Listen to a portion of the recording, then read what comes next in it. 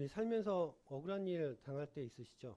누명을 받아서 오해받아서 그럴 때 너무 억울하잖아요. 애들도 억울하게 혼날 때 나 아니라고 하면서 막 서러워서 옵니다.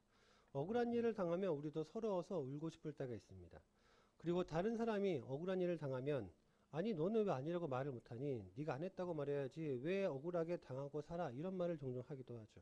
우리는 억울하게 당하고 사는 사람들을 은연중에 미련하고 답답하고 자기 것도 못 챙기는 사람이라고 생각할 때가 있습니다. 그런데 알고 보니까 내가 입을 열면 내가 사랑하는 사람이 다쳐요. 억울해도 내가 사랑하는 사람을 위해서 그냥 당하는 거죠. 그러면 미련하고 답답한 사람에서 굉장히 멋있는 사람으로 달리 보입니다. 예수님께서 아무 죄가 없으신데 마치 중범죄자를 잡아가듯이 붙잡혀서 억울하게 재판을 받습니다. 그런데 예수님께서는요, 적극적으로 자신을 변호하거나 부당함이나 억울함을 이야기하지 않으시고 그냥 침묵하십니다. 불리해서 묵비권 행사하는 것이 아닙니다. 그런데 그 침묵 가운데서 자신의 신분에 관해서는 또 분명하게 말씀하십니다. 오늘 본문에서 또 한 사람이 등장하죠. 예수님을 사랑하지만 예수님을 아직 멀찍이 따라가고 사람들이 두려워서 숨었던, 그리고 두려워서 숨어 지켜보는 베드로입니다. 같은 사건에서 두 사람의 모습이 전혀 다릅니다. 그 차이는 상황이나 환경이나 능력이나 신분의 차이가 아니라 마음의 중심 때문에 그렇습니다. 베드로는 왜 그렇게 할 수밖에 없었는지, 또한 예수님은 왜 끝까지 침묵하셨는지 오늘 함께 은혜를 나누고자 합니다. 57절 58절입니다. 예수를 잡은 자들이 그를 끌고 대제사장 가야바에게로 가니 거기 서기관과 장로들이 모여있더라. 베드로가 멀찍이 예수를 따라 대제사장의 집 뜰에까지 가서 그 결말을 보려고 안에 들어가 하인들과 함께 앉아있더라. 대제사장, 서기관, 장로들이 함께 있습니다. 당시 유대 사회에서 종교 지도자가 종교 권력과 정치 권력을 모두 가지고 있습니다.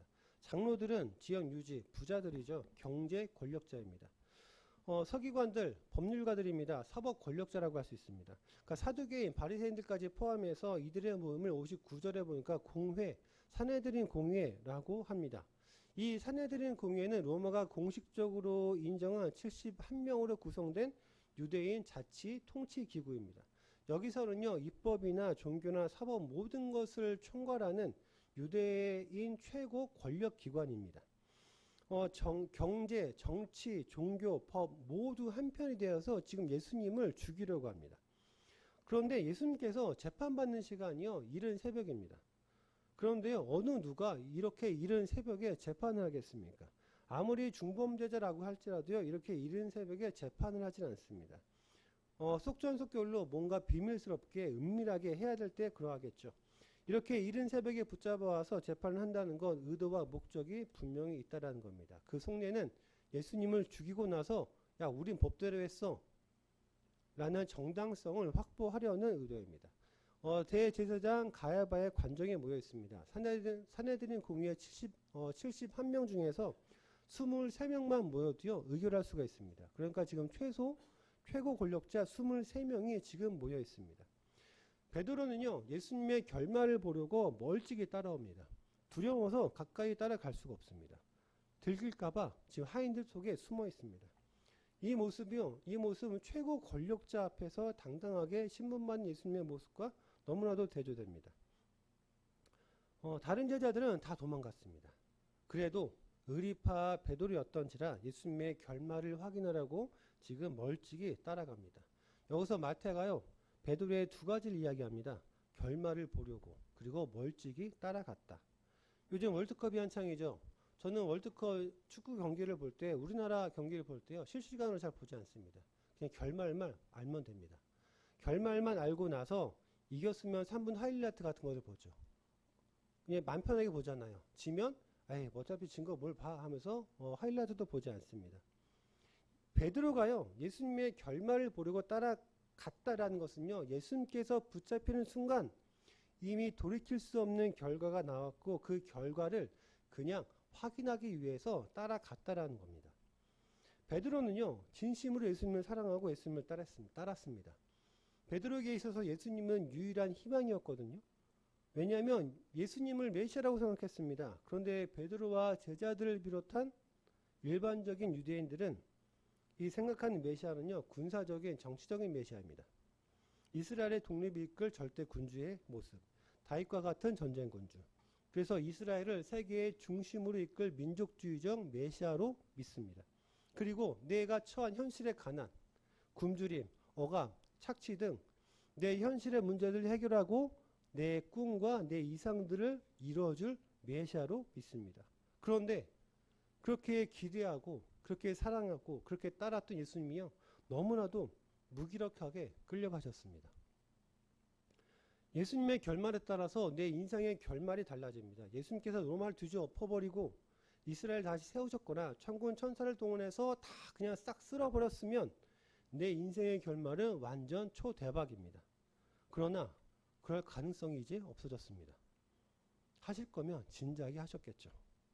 예수님께서 저들의 손에 죽으면 내 인생도 끝입니다. 예수님을 통해서 해결하려고 했던 삶의 문제들, 이루고자 했던 내 꿈과 내 이상들, 내 소원들, 내 현실들, 예수님을 통해서 이루려고 했던 내 인생의 목적도 다 끝입니다. 베드로가 정한 예수님의 결말은요, 예수님의 죽음입니다. 그래서 끝이고 그래서 두렵습니다. 예수님의 죽음으로 모든 것이 다 끝나기 때문에 그렇습니다. 상실과 절망만 남습니다. 그런데요, 베드로가 생각 못한 것이 있습니다. 베드로는요, 예수님의 끝은 죽음이고 두려움이라고 절망이고 상실이라고 믿었지만요, 예수님께서는요, 제자들에게 내 끝은 죽음이 아니고 부활이라고 몇 번이나 말씀하셨습니다. 베드로와 제자들은 예수님의 말씀에 귀를 닫았습니다. 그러나 예수님께서는 분명하게 선포하셨죠. 내 끝은 죽음이 아니야. 예수님께서도 동일하게 우리에게 말씀하십니다. 죽음과 두려움은 우리 인생의 끝이 아닙니다.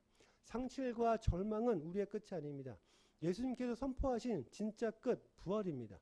영광이고 소망이죠. 부활이 인생의 끝이라고 하는 것은요, 우리 인생의 끝은 하나님과 영원히 함께하는 영원한 영생, 영원한 생명이라는 것입니다. 이것이 우리에게 소망이 된다는 거죠. 그런데 이렇게만 알고 있으면 너무 막연하죠. 왜냐하면 경험해보지 않았으니까. 너무 추상적입니다. 하나님과 함께하는 영생이 얼마나 기쁘고 얼마나 좋은지 잘 모릅니다. 그리고 그것이 우리 삶에 있어서 얼마나 큰 소망이 되는지 그냥 추상적이고 막연하게 알고 있을 뿐이죠.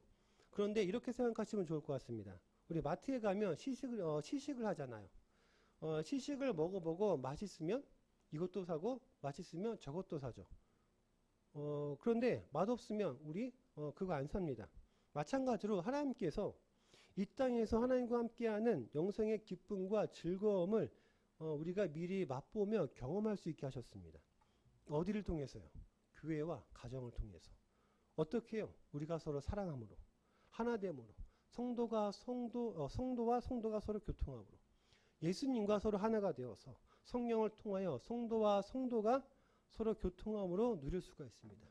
가족의 사랑으로 누릴 수 있다는 거죠. 교회 안에서 이루어진 하나님의 은혜와 사랑과 성도와의 교제를 통해서, 가정 안에서의 그 사랑을 통해서 하나됨의 기쁨이 바로 이런 것이구나.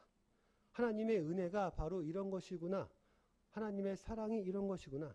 그래서 경험해 보니까 이것이 우리에게 소망이 되고 우리에게 부활이 되고 영생의 은혜가 됩니다. 그래서 하나님의 은혜를 붙잡고 우리가 살아갈 수가 있습니다. 그리고 예수님께서 마태복음 24장과 25장을 통해서요, 우리 인생의 결말인 영원한 생명으로 가기 위해서 큰 고난과 환난이 있을 것이라고도 말씀해 주셨습니다. 그러면 내가 힘들고 어려울 때, 고난과 고통 속에서 삶이 지치고 힘들고 어려울 때 우리가 무엇으로 일어설 수가 있겠습니까? 내 인생의 결말을 내가 이미 알고 있기 때문에 우리가 일어설 수가 있습니다.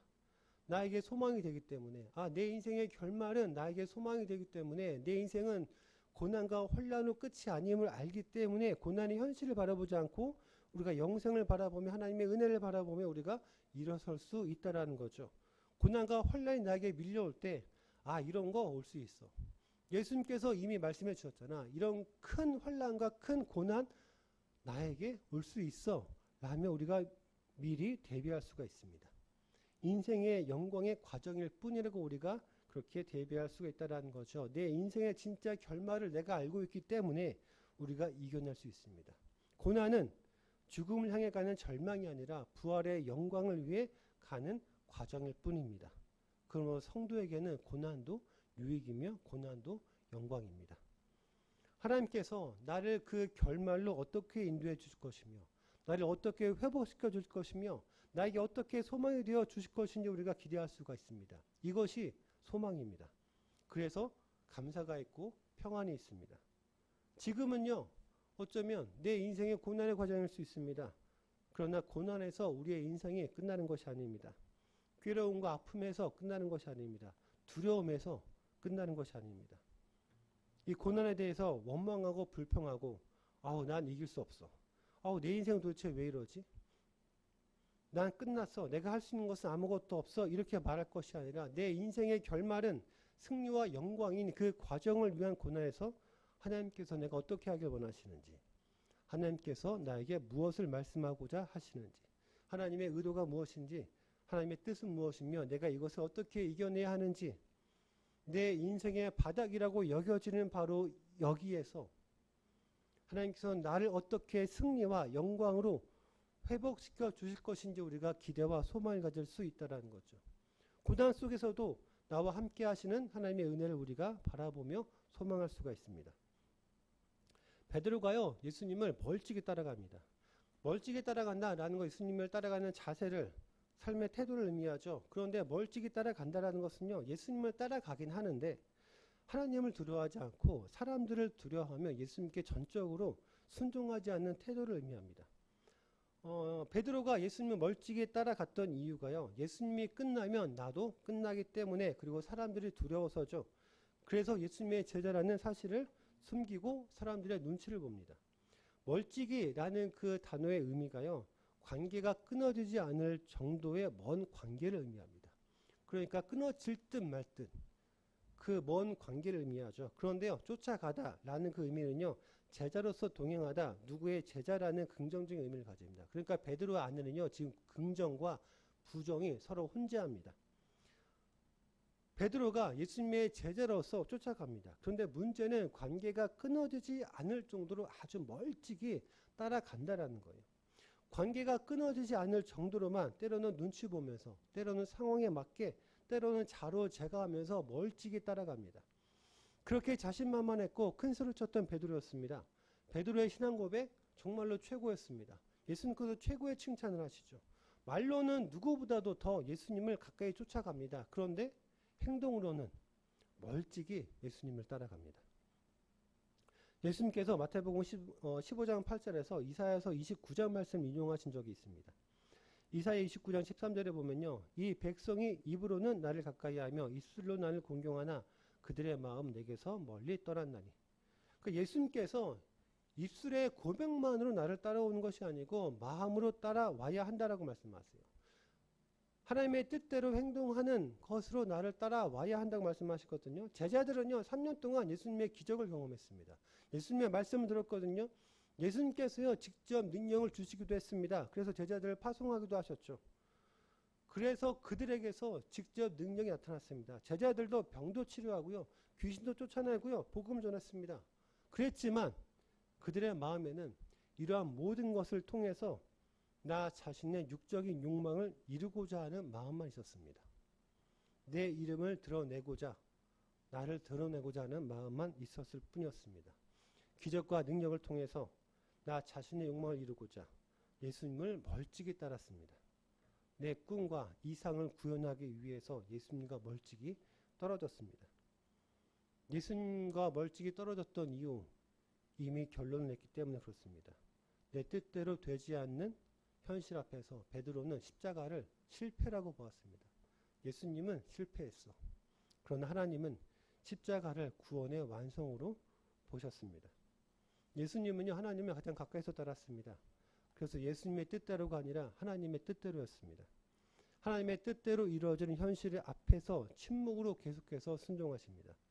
그래서 현실의 모습과는 상관없이 사람들 앞에 숨지 않습니다. 당당합니다. 많은 권력자들이 예수님을 압박하지만 예수님은 그 사람들 앞에서 당당합니다. 왜냐하면 내가 처한 현실은 하나님의 뜻을 성취하는 현실이기 때문에 그렇습니다. 그러니까 상황과 환경 없이 사람들 앞에서 당당할 수가 있습니다. 예수님은요, 스스로 결론 내지 않았습니다. 예수님은 자기 십자가를 짊어지실 뿐입니다. 예수님의 성공과 실패, 예수님께서 평가하지 않으십니다. 하나님께서 평가하십니다. 우리도 하나님께서 평가하시는 삶을 살아갑니다. 예수님을 따르는 삶을 살아가죠.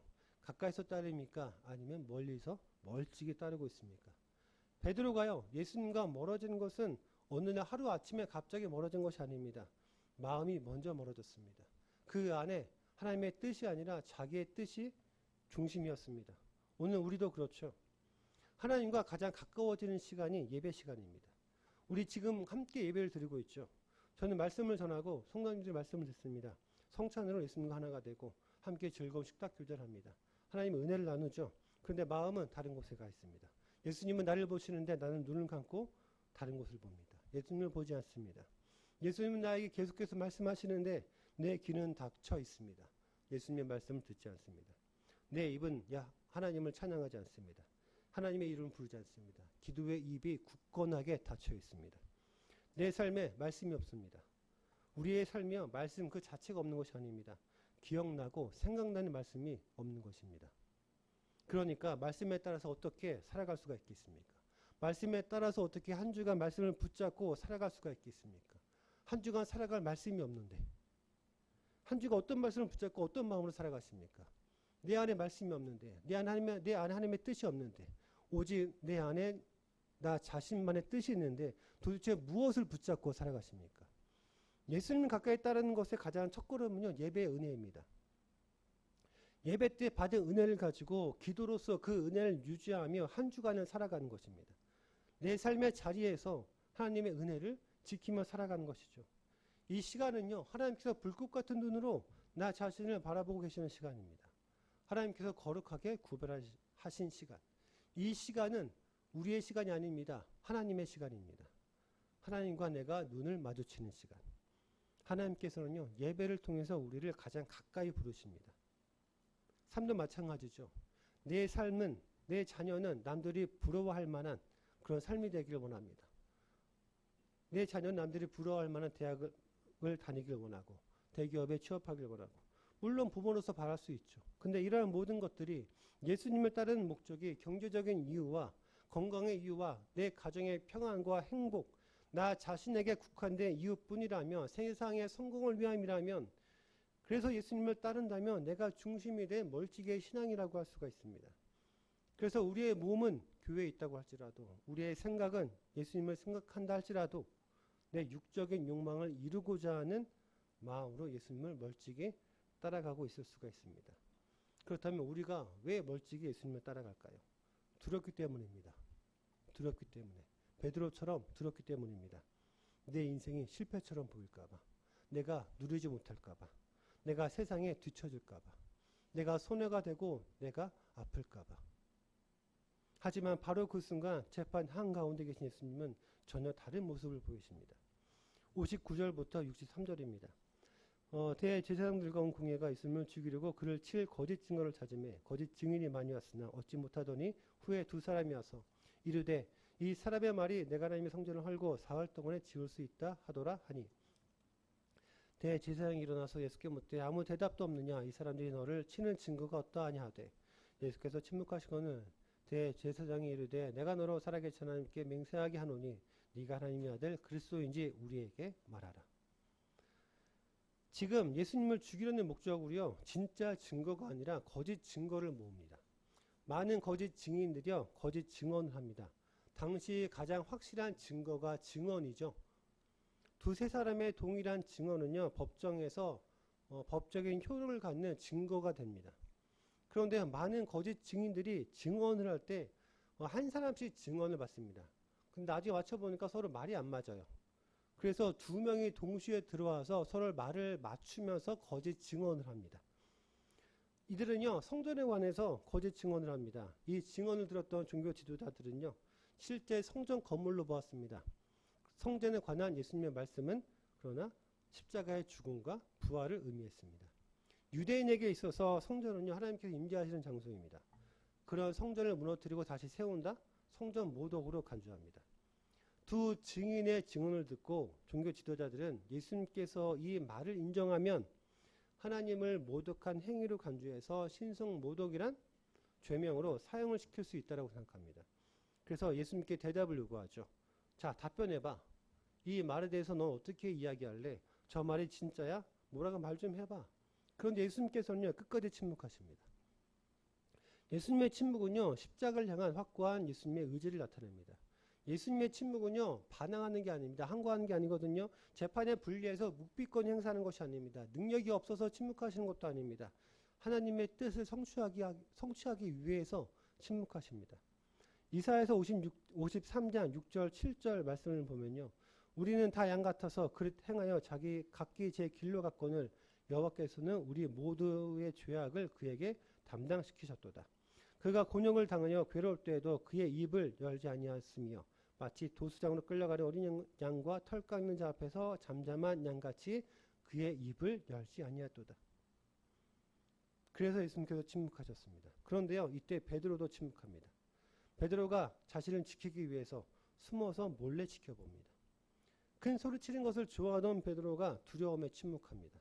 그리고 예수님을 부인할 때는 다시 큰 소리를 냅니다. 베드로는요, 자신이 살기 위해서 침묵하고 자신이 살기 위해서 큰 소리칩니다. 그런데 예수님께서는 우리를 위해서 침묵하십니다. 우리의 죄악을 담당하시기 위한 자발적 침묵입니다. 예수님의 침묵은요, 우리의 죄를 짊어지는 대속적 침묵입니다. 만약이요, 예수님께서 입을 열어 자신을 변호하셨다면 우리는요, 죄 가운데 죽었을 것입니다. 그러나 예수님께서 침묵하셨기 때문에 오늘 우리가 살았습니다. 오늘 우리에게 생명이 있습니다. 예수님의 침묵이 내 생명이 되었습니다. 이 침묵은요, 십자가의 사명을 감당하기 위한 침묵입니다. 우리를 살리기 위해서, 우리의 죄악을 담당하셨기 때문에 예수님께서 자신을 변호하지 않으십니다. 예수님 자신의 억울함을, 이 재판의 불리함을, 지도자들의 악함을 굳이 들추지 않으십니다. 왜냐하면 예수님께서 우리를 사랑하시기 때문에 침묵하십니다. 예수님께서 적극적으로 자신을 변호하셨다면 그러면 예수님께서는 어쩌면 살 수도 있었을 것입니다. 아니 사셨겠죠. 그런데 그렇게 되면 우리가 죄와 사망에 계속해서 매여 있어야 합니다. 예수님께서 침묵하시면 예수님은 십자가에서 죽으십니다. 그렇게 되면 우리는 죄와 사망에서 자유롭게 됩니다. 그리고 침묵하신 예수님께서 드디어 입을 여십니다. 64절에서 68절입니다. 예수께서 이르시되 네가 말하였노라. 그러나 내가 너에게 이르노니 이후에 인자가 권능의 우편에 앉아 있는 것과 하늘 구름을 타고 오는 것을 너희가 보리라 하시니 이에 대제사장이 자기 옷을 찢으며 이르되 그가 신성모독하는 말을 하였으니 어찌 더 증인을 요구하리요. 보라 너희가 지금의 신성모독하는 말을 들었도다. 너희 생각은 어떠하냐. 대답하여 이르되 그는 사형이 해당하니라 하고 이에 예수의 얼굴을 침뱉으며 주먹으로 치고 어떤 사람은 손바닥으로 때리며 이르되 그리스도야 우리에게 선지자 노릇을 하라. 너를 친 자가 누구랴 하더라.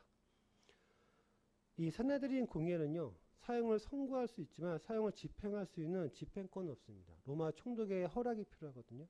그래서 로마 총독을 설득할 만한 확실한 제명이 필요합니다. 그리고 군중들이 예수님을 좋아합니다. 그래서 군중들을 이해시킬 만한 죄명도 필요합니다. 그게 정치적인 메시아, 반란을 꾀하는, 그리고 신성모독, 성전을 무너뜨리려고 하는 하나님을 모독하는 신성모독입니다. 그런데요, 이제까지 침묵하신 예수님께서 자신의 신분에 관해서는 적극적으로 말씀하십니다.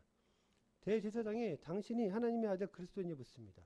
이 사람의 의도는요, 죄와 사망의 굴레에서 우리를 구원해줄 메시아인지를 묻는 것이 아닙니다. 당신이 정치적인 메시아, 군사적인 메시아인지를 묻고 있습니다.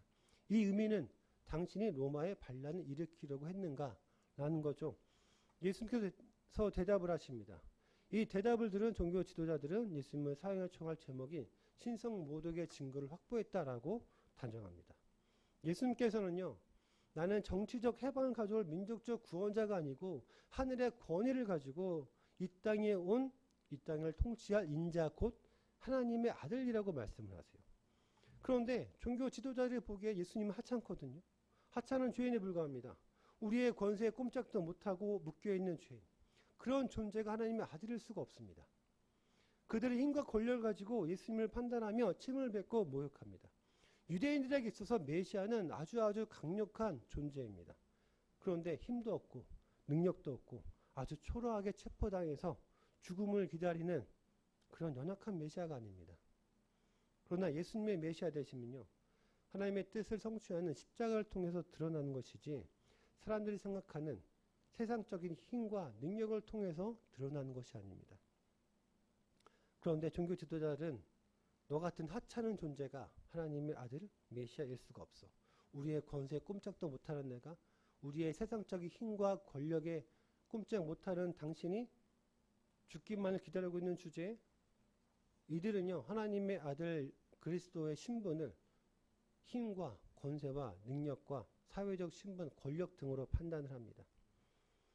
예수님께서는요, 거짓 증언들에 대해서는 침묵을 일관하십니다. 그러다가 정작 예수님에게 불리하게 적용할 수 있는 예수님의 신분에 관해서는요, 침묵을 깨고 말씀하세요. 종교 지도자들이 어떻게 해서든 트집을 잡으려고 했는데 오히려 예수님께서 신성 모독에 해당하는 증언을 직접 말씀하세요. 예수님께서는요, 자신을 변호해야 되는 그 순간에는 침묵하셨고요. 정작 침묵해야 될 때는 자신의 신분을 당당히 말씀하십니다. 왜냐하면 예수님의 말과 예수님의 침묵의 기준은 철저히 하나님이었습니다. 세상의 거짓 고소와 억울함 앞에서는 한마디 변명도 없이 침묵하셨던 예수님께서 당신 하나님의 아들 그리스도냐? 라는 그 진리의 질문 앞에서는 자신에게 가장 불리하게 사형 죄목에 될 수 있지만 침묵을 깨고 당당하게 선포하세요. 예수님의 기준은 단 하나였습니다. 내게 이익인가 손해인가가 아닙니다. 하나님의 뜻이 나를 통해서 이루어지는가. 내가 불리해도 하나님의 뜻이라면 입을 열어야 합니다. 설령 그것이 억울하고 손해를 보더라도 그리고 하나님의 뜻이라면 우리가 침묵해야 됩니다. 그것이 억울하고 손해보는 일일지라도요. 그러니까 나를 위해서 말하고 나를 위해서 침묵하지 마십시오. 하나님의 뜻을 위해 말하고 하나님의 뜻을 위해 침묵하십시오. 예수님께서는 하나님의 뜻을 이루시려는 가장 확실한 목적이 있었습니다. 그래서 목적이 분명하기 때문에 나를 통해서 하나님의 뜻이 이루어지고 내가 하나님의 뜻을 이루고 있다라는 근거에 있는 자신감이 있었습니다. 이 자신감이 있었기 때문에 어떠한 상황과 환경에 있을지라도 예수님은 가장 당당하셨습니다. 두려워하지 않으셨습니다. 그래서 불리한 상황이 될 수 있다는 것을 아시면서도 사형 죄목이 될 수 있다는 것을 아시면서도 당당하게 자신의 신분을 말씀하십니다. 하나님의 뜻을 이루는 데 필요한 말은 나에게 불리해도 말해야 되고요. 하나님의 뜻을 이루기 위해서는 나에게 손해가 되더라도 다소 억울해도 침묵해야 될 때는 침묵해야 됩니다. 우리의 침묵과 말의 기준은 하나님의 뜻이 나를 통해 성취됐는가입니다. 오늘 본문에는요, 두 사람이 등장합니다.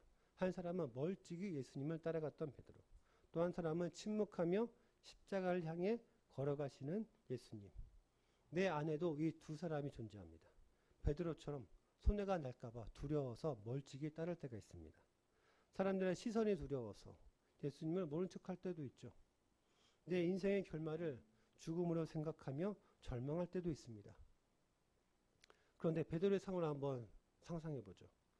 베드로가 차마 불빛 안으로 당당하게 걸어오지 못합니다. 얼굴이 드러날까봐 사람들을 피해서 더 깊숙이 숨어 있습니다. 그런데 베드로는 예수님이 보이는 곳에 서 있습니다. 그러나 들키면 죽는 거리에 서 있습니다. 예수님의 목소리는 들리지만 내 몸은 안전한 거리, 눈으로 예수님을 쫓을 수 있는 거리, 언제든 도망칠 수 있는 거리에 있습니다. 바로 멀찍이 예수님을 쫓아가는 우리의 발걸음이 우리의 거리가 될 수도 있다는 거죠. 숨어서 눈치를 보는 베드로의 눈빛이 어쩌면 오늘 세상을 살아가며 눈치를 보고 있는 우리의 모습은 아닐까 생각합니다. 그러니까 우리가 예수님처럼 도망갈 거리를 재면서 예수님의 간만 보며 따라가고 있는 것은 아닌지 우리가 생각해 볼 필요가 있다는 거죠. 그러나 예수님은 달랐습니다. 사람이 아니라 하나님만 바라보셨습니다. 죽음이 아니라 부활을 바라보셨습니다.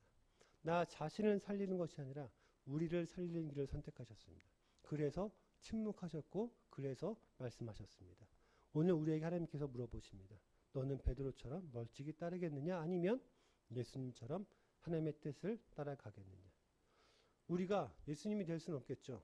그러나 예수님처럼 잘할 수는 있습니다. 예수님까지 성장할 수는 있습니다. 우리가 육상 경기를 볼 때 가장 극적인 순간이 언제인가요?